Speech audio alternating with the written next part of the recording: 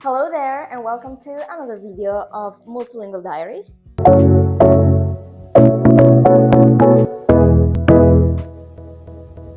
In this video, I'm gonna be sharing how I learned Italian. In italiano, però, ovviamente. I limoni, signore! Era da un po' che volevo fare questo video per raccontarvi come ho imparato l'italiano, ovviamente in italiano. L'ho già fatto in inglese e in francese e oggi tocca all'italiano. Allora, per me è molto interessante raccontare questa esperienza perché il modo in cui ho imparato l'italiano è stato proprio diverso a come ho imparato il francese, che ho imparato all'università, proprio seguendo una struttura, diciamo, didattica, la grammatica, pronuncia e tutto. L'inglese è stato un po' un ibrido tra una full immersion e la parte strutturata della grammatica, mentre l'italiano l'ho imparato completamente grazie alla full immersion. E devo dire che è stata una delle lingue che ho imparato più velocemente se faccio il confronto tra il francese, che ci ho messo quasi 2 anni a poter proprio parlare, esprimere i miei pensieri, l'inglese che ci ho messo da quando sono adolescente finora a poter raggiungere, scusate, problemi tecnici, a poter raggiungere un livello C1, con l'italiano devo dire che ho imparato proprio velocemente. Ci ho messo un paio di mesi a poter iniziare poi ad avere magari conversazioni anche piccole, cioè corte, fare delle domande, un po' anche capire quello che mi stanno dicendo. E poi pian piano, soprattutto quando ho iniziato a lavorare, proprio già quando ho fatto un lavoro diverso, quello dei babysitter, ho raggiunto proprio un livello un po' più alto, più intermedio che quello che ho adesso. Ok, come ho fatto? Numero 1, io comunque all'inizio studiavo per conto mio. Ho fatto dei corsi su Future Learn, che ho trovato questo corso dell'Università degli Studi di Siena, non so come si pronuncia, ho un problema con le doppie, perdonatemi. E poi la mamma dei bambini, lei era insegnante, quindi mi aiutava tantissimo, mi facevo correggere magari degli esercizi scritti e a volte delle frasi, se dicevo qualcosa di sbagliato lei mi correggeva, quindi è molto utile avere comunque qualcuno con cui poter parlare che ti dà degli spunti, ti dà un po' di correzioni. Perché ovviamente io non cercavo di parlare perfetto e ancora non cerco di parlare perfetto perché so che comunque è un po' impossibile, nessuno può parlare una lingua in modo perfettamente, ma comunque cercavo di avere un livello un po' più alto per poter esprimere quello che penso senza bloccarmi. All'inizio ovviamente è inevitabile, cioè mi bloccavo, magari a volte non riuscivo a dire alcuna parola, anche quando ho fatto poi delle amicizie, cioè avevo questa amica per esempio che lei parlava inglese, quindi con lei parlavo in italiano, ma se poi non trovavo proprio la parola in italiano la dicevo in inglese e lei poi mi diceva come si dice in italiano. Quindi uno, comunque studiare, cioè avere l'interesse di dire ok, io mi impegno e almeno pian piano da non saper dire neanche una parola, neanche grazie, buongiorno, a poter almeno dire delle frasi per poter comunicarmi, perché quello, cioè, è molto diverso quando magari tu stai studiando una lingua perché, ok, sì, ti piace, ma non sei ancora messo nella posizione in cui devi. Qua io ho dovuto imparare perché dovevo anche, perché se, non so, dovevo fare qualcosa in questura oppure chiedere delle informazioni per il corso di italiano o qualsiasi cosa, dovevo parlare italiano. E soprattutto perché io ero un paesino piccolino.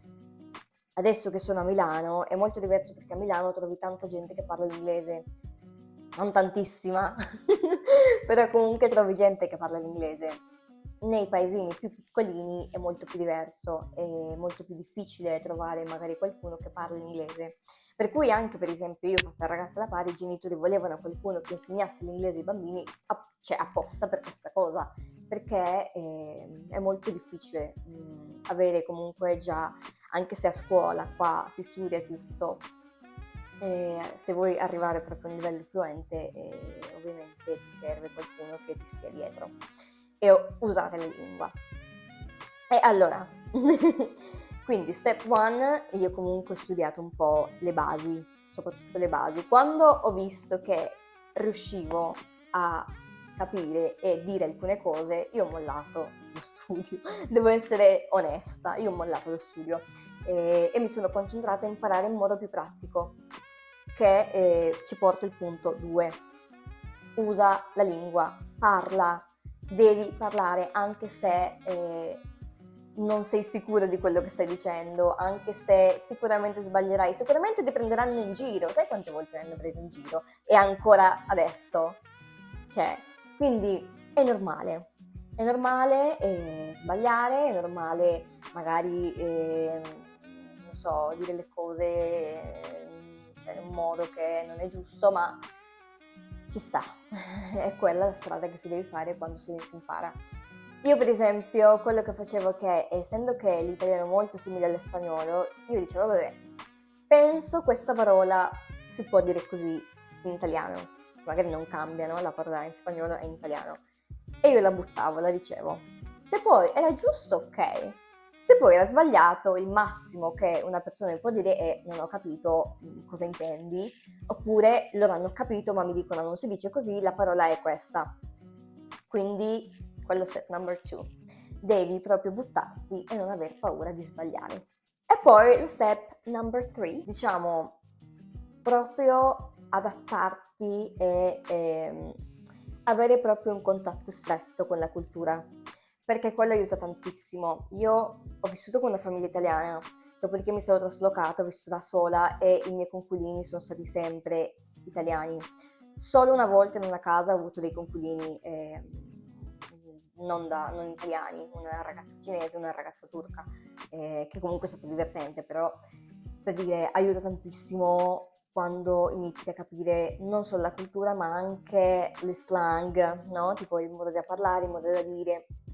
Poi ovviamente col lavoro ho dovuto diciamo fare questo upgrade e parlare un italiano un po' più strutturato, non so come dirlo grammaticamente corretto, per dire aiuta tantissimo quando proprio sei dentro la cultura, perché se tu magari, cioè io ho tante amiche comunque venezuelane e parlo lo spagnolo con loro ovviamente, ma se non trovi la bilancia giusta tra avere magari il tuo, cioè le tue connessioni in cui tu sai che sei proprio nel full immersion di quella lingua, in questo caso l'italiano, e avere il contatto giusto anche con la tua lingua madre, perché comunque io a volte sono stanca, cioè mi sento stanca proprio da parlare italiano tutto il giorno, perché comunque è la mia quarta lingua, quindi ci sta.